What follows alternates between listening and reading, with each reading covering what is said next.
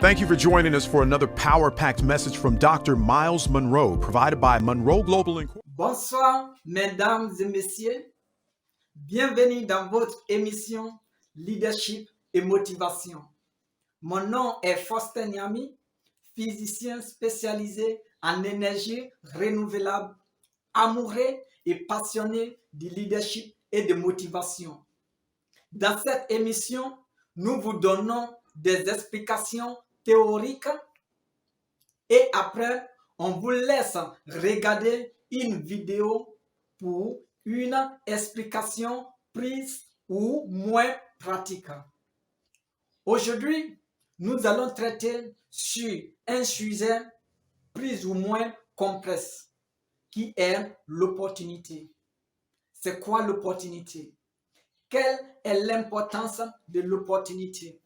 Pourquoi, étant chrétiens, nous avons besoin de l'opportunité? Pourquoi Dieu nous conduit vers des opportunités? Pourquoi les grands hommes de cette planète ont besoin de l'opportunité? Quelle est l'importance de l'opportunité dans la vie d'un chrétien? Dans cette émission, vous allez avoir toutes les réponses sur l'opportunité. Aujourd'hui, je ne vais pas trop parler parce que c'est un grand homme de Dieu qui vient pour nous donner des explications correctes selon la volonté de Dieu sur l'opportunité. Alors, je vous laisse regarder cette vidéo et après, je viendrai pour vous dire bye bye. D'ici là, portez-vous bien et je vous dis, je vous aime à l'œil. The power of opportunity. Opportunity, clearly, therefore, is a chance for great possibilities in a man's life. That is without assumptions as to whether we know what opportunity means or not. So opportunity is the gateway to great destinies. I have defined opportunity here as life blocks with which great destinies are built. It is opportunity that activates destiny. Therefore, to lack opportunity is to lose destiny. Destiny is built with blocks of opportunities. Therefore, every missed destiny slows down the building process. It's a year of unlimited opportunities for the Winners family worldwide. You know, the Lord God will do nothing but He reveals His secrets to His servants. I don't believe that people really lack opportunity. They are only blind to them. The highway of life is dotted with opportunities every inch of the way. All the road signs are cladded with opportunities. You remember last Sunday one of us was testifying and he said he believes that poverty is blindness. There is always what to do to get to where you are going. If wishes were horses, all the beggars will ride, they say. Therefore, every God-ordained kingdom venture is a covenant opportunity that creates a prosperous future for the saints.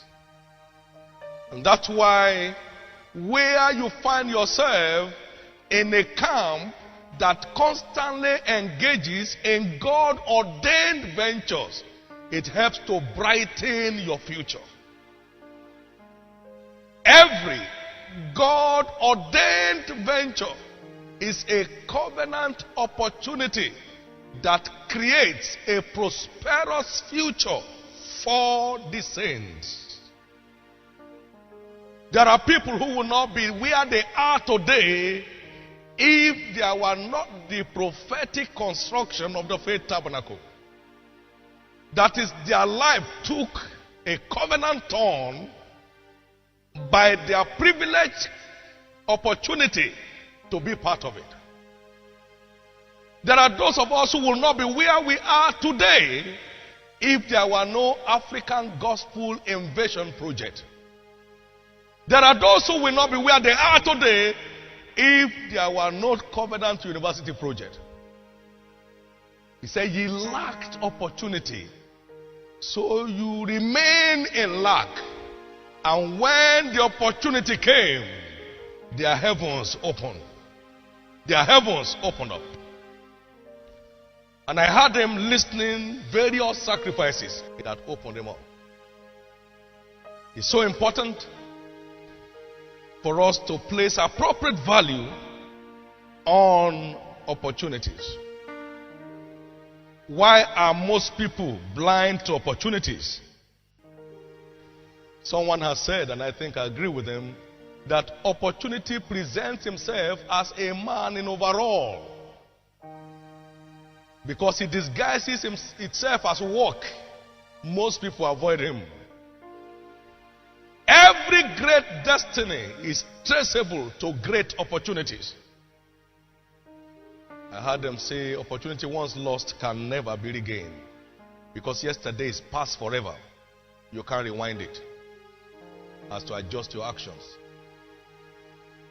Yesterday is gone forever. I know the opportunities inherent in it. If you get to the seashore, every shell you don't pick as it arrives, what happens? It goes back.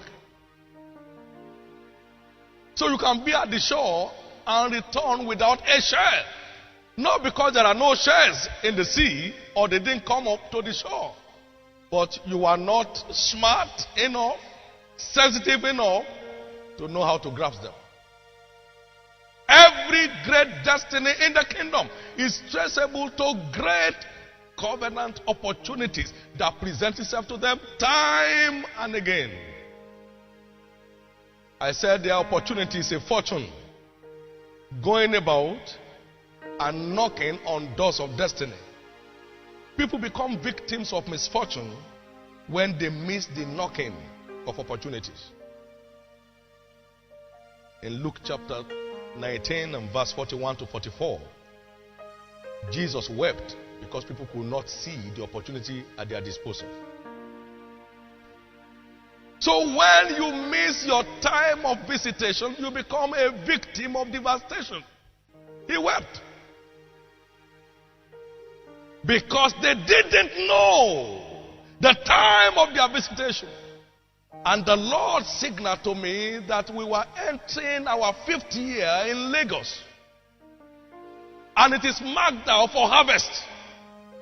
Therefore, you are moving nowhere. Stand here by me.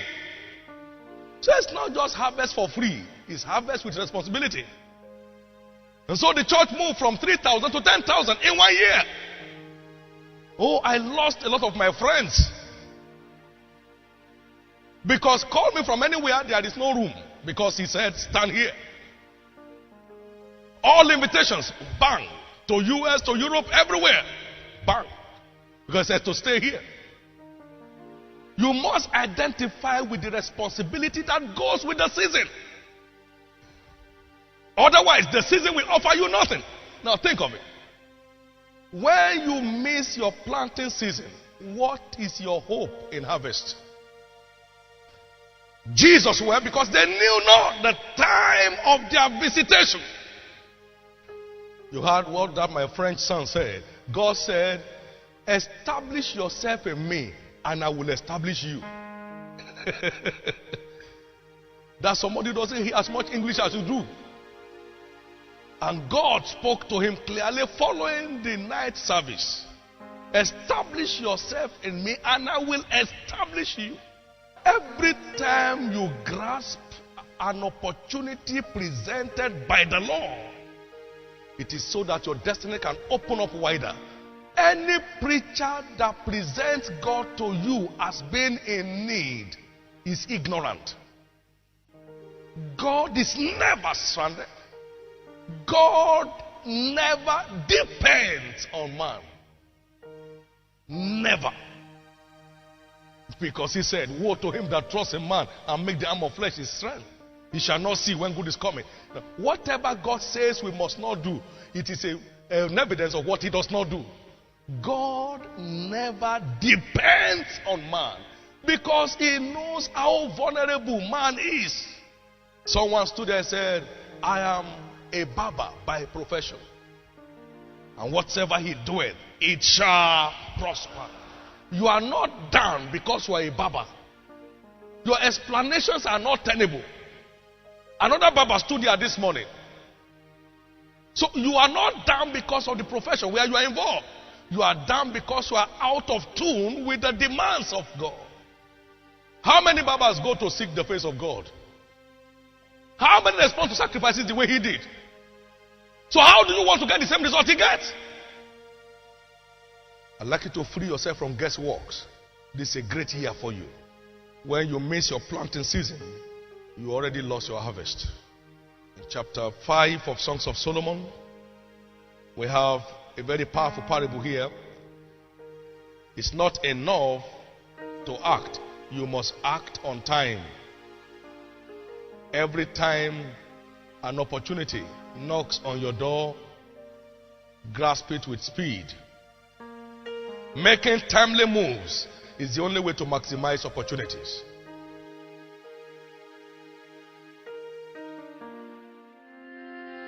Thank you for joining us for another power-packed message from Dr. Miles. Merci, mesdames et messieurs. On se dit bye bye et on se retrouve le dimanche prochain pour une autre émission sur leadership et motivation. C'était votre frère et bien-aimé Faustin Niami, physicien spécialisé en énergie renouvelable, amoureux du leadership et de motivation. Big up, et je vous dis, je vous ai toujours à l'œil. Partagez la vidéo, on est ensemble.